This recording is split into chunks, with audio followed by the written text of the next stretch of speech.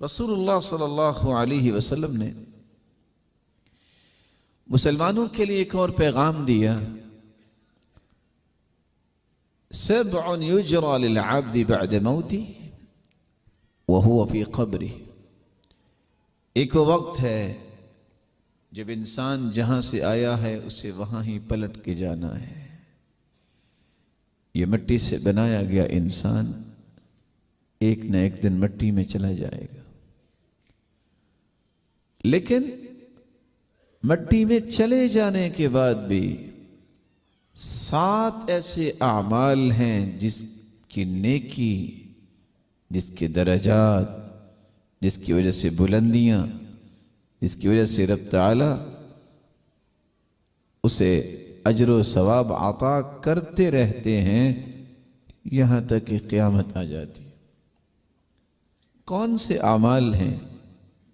من علم علما ونشرہ، جو شخص کسی کو علم سکھاتا ہے یا اس کی نشر و اشاعت کا سبب بنتا ہے۔ دوسرا عمل، او بنا مسجدا، یا وہ مسجد تعمیر کرواتا ہے۔ تیسرا عمل، او حفر بئرا، وہ کنواں کھدوا دیتا ہے۔ اور دوسری روایت میں او اجرا نہرا، یا نہر جاری کروا دیتا ہے، مسلمانوں کے لیے پانی کا بندوبست کرتا ہے۔ چوتھا عمل، او ورث مصحفا، یہ قرآن مجید کا مبارک نسخہ وہ وراثت میں چھوڑتا ہے۔ پانچواں عمل، او غرس نخلا، کھجور کا درخت لگاتا ہے۔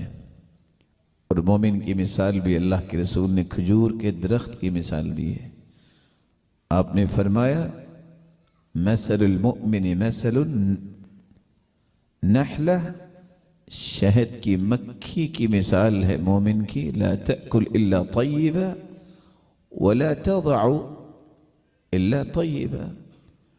شہد کی مکھی بیٹھتی بھی پھولوں پہ ہے، کھاتا بھی اچھا، وہ شہد کی مکھی کھانا بھی اس کا بہت اچھا ہے، اور اللہ عز جلال نے اس کے اندر صلاحیت کیسی رکھی ہے، وہ نکالتی بھی اچھا ہے، مسلمانوں کے لیے شہد بناتی۔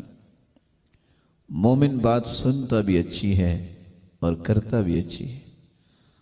مثل المؤمن مثل النخلہ، مومن کی مثال کھجور کے درخت کی مثال ہے۔ ما اخذت منها من شيء نفعك، کھجور کی ہر چیز میں اللہ نے نفع رکھا ہے۔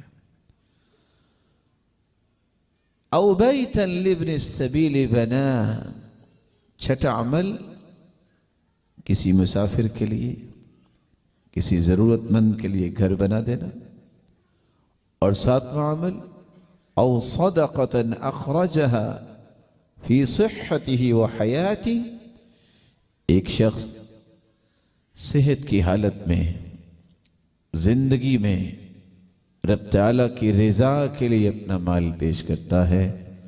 یہ 7 ایسے اعمال ہیں جس کی وجہ سے انسان دنیا سے چلا بھی جائے تو رب تعالیٰ اسے اجر و ثواب دیتے رہتے ہیں اور قیامت تک اس کی نیکی جاری رہتی ہے۔